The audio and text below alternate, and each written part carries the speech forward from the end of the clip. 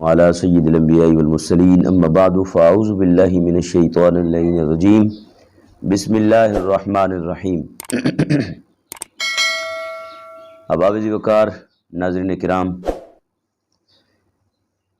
حضرت شیخان امام بخاری اور امام مسلم رضی اللہ تعالی عنہما، ان دونوں نے اس حدیث پاک کو لکھا ہے۔ حضرت انس رضی اللہ تعالیٰ عنہ سے حدیث پاک روایت ہے۔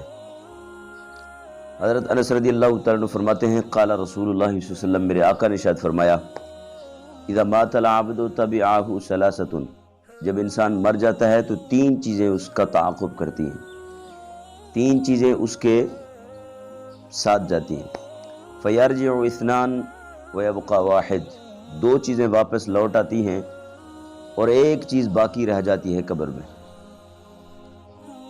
یتبعہ اہلہ ومالہ وعملہ، اب میرے محبوب علیہ السلام نے اس کی وضاحت فرمائی کہ انسان کے مرنے کے بعد اس کے گھر والے بھی اس کی قبر تک جاتے ہیں، اس کا مال بھی جاتا ہے اور اس کا عمل بھی جاتا ہے۔ فیرجع اہلہ ومالہ ویبقى عملہ، اب جو اس کے گھر والے ہیں وہ بھی اس کو دفنا کر قبر پر مٹی ڈال کر واپس آ جاتے ہیں اور اس کا مال بھی واپس ہٹ جاتا ہے۔ وَيَبْقَى عَمَلُهُ، اور انسان کا جو عمل ہے وہ انسان کے ساتھ قبر کے اندر رہ جاتا ہے۔ تو ناظرین کرام، اس روایت سے ہمیں کیا معلوم ہوا؟ ہم اپنے اہل خانہ کے لیے کیا کچھ نہیں کرتے اور اپنے مال کے لیے کیا تگدو نہیں کرتے، کتنا مال کی خاطر مشقت میں پڑے ہیں، کتنا اپنے اہل خانہ کے لیے مشقت میں پڑے ہوئے ہیں، لیکن اپنی آخرت کی فکر نہیں ہے، یہ معلوم نہیں ہے کہ ہماری قبر میں کس چیز نے ہمارے ساتھ جانا ہے۔ تو احباب وقار، اسی طرح امام بخاری نے ادب المفرد شریف میں حدیث نقل فرمائی ہے، اور حضرت امام مسلم رضی اللہ تعالیٰ عنہ آپ نے بھی اس حدیث پاک کو لکھا ہے۔ حضرت ابو ہریرہ رضی اللہ تعالیٰ عنہ سے یہ حدیث روایت ہے۔ حضرت ابو ہریرہ رضی اللہ تعالیٰ عنہ آپ فرماتے ہیں، قال رسول اللہ صلی اللہ علیہ وسلم، آقا نے ارشاد فرمایا، اذا مات الانسان، جس وقت انسان مر جاتا ہے، انقطع عملہ، تو اس کا عمل جو ہے وہ منقطع ہو جاتا ہے، یعنی عمل کا جو سلسلہ ہے وہ ختم ہو جاتا ہے۔ الا من ثلاث، مگر تین چیزیں ایسی ہیں جس کا سلسلہ ثواب جو ہے وہ کبھی ختم نہیں ہوتا۔ انسان تو مر جاتا ہے، اب وہ عمل کچھ کر نہیں سکتا، نہ نماز پڑھ سکتا ہے، نہ روزہ، نہ حج، نہ زکوٰۃ، لیکن تین کام ایسے ہیں کہ اگر وہ اپنی زندگی میں کر گیا ہے تو اس کا ثواب اس کو قیامت تک ملتا رہے گا۔ نمبر ایک، صدقۃ جاریۃ، صدقہ جاریہ، او علم ينتفع به، ایک ایسا علم چھوڑ گیا ہے کہ جس کے ذریعے سے لوگوں کو فائدہ پہنچ رہا ہے۔ تیسرا یہ ہے کہ ولد صالح یدعو لہ، ایسی اولاد چھوڑ گیا ہے کہ جو اس مرنے والے شخص کے لیے دعائیں کرتی ہے، مغفرت اور بخشش کی دعائیں کرتی رہتی ہے۔ اب یہ تین چیزیں ہیں جو انسان تو مر گیا ہے لیکن یہ ان چیزوں کا تعلق اس انسان سے منقطع نہیں ہوا۔ صدقہ جاریہ، ایسا کام کر گیا ہے کہ وہ اس کے مرنے کے بعد بھی وہ کام چل رہا ہے، لوگوں کو اس سے فائدہ ہو رہا ہے،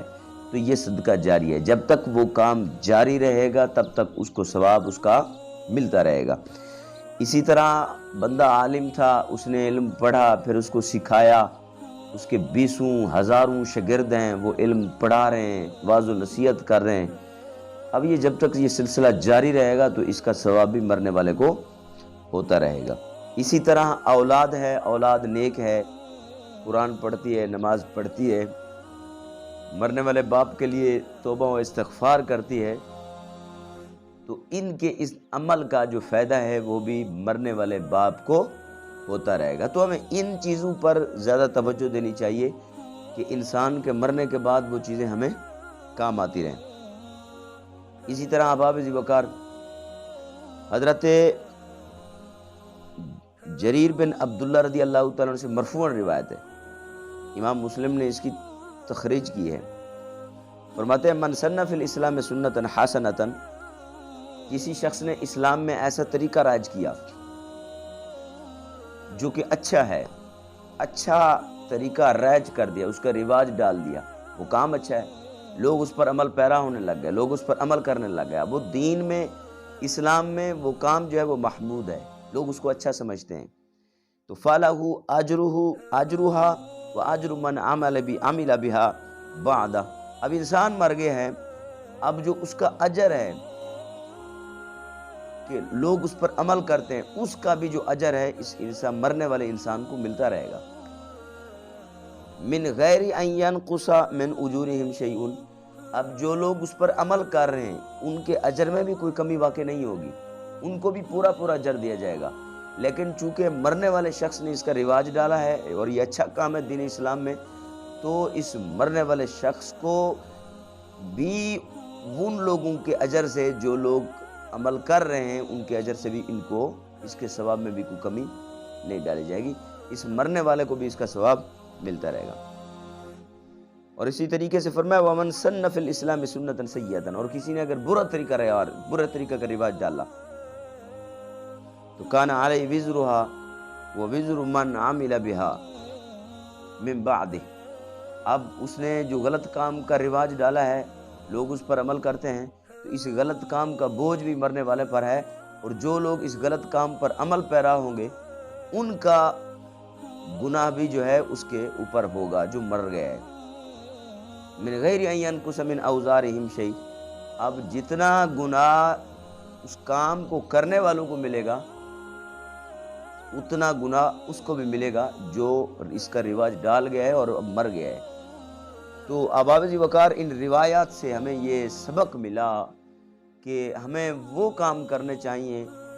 جس کو اسلام اچھا سمجھتا ہے، اللہ کے ہاں وہ محبوب ہے، اس کے رسول اللہ صلی اللہ علیہ وسلم کے ہاں محبوب ہے، تاکہ جب ہم مر جائیں اور لوگ اس پر عمل کر رہے ہوں تو ان کا اجر ہمیں ملے اور ہمیں قبر میں ٹھنڈک ملے اور ہمیں عذاب میں کمی واقع ہو اور ہمیں جنت میں درجات کا بلندی کا سبب بنے اور ہمارے لیے آخرت کا جو ہے یہ سامان بنے۔ تو میں دعا کرتا ہوں اللہ جل شانہ ہمیں وہ کام کرنے کی توفیق مرحمت فرمائے جن کا جو ہے مرنے کے بعد ہمیں اچھا ثواب ملے، اچھا اجر ملے۔ میں امید رکھتا ہوں کہ یہ ساری چیزیں ہمیں سمجھ آ گئی ہوگی، اور اللہ جل شانہ آپ کو اور مجھے دنیا میں رہ کر آخرت کے لیے وہ کام کرنے کی توفیق مرحمت فرمائے جو مرنے کے بعد بھی ہمیں اس کا اچھا اجر ملتا رہے۔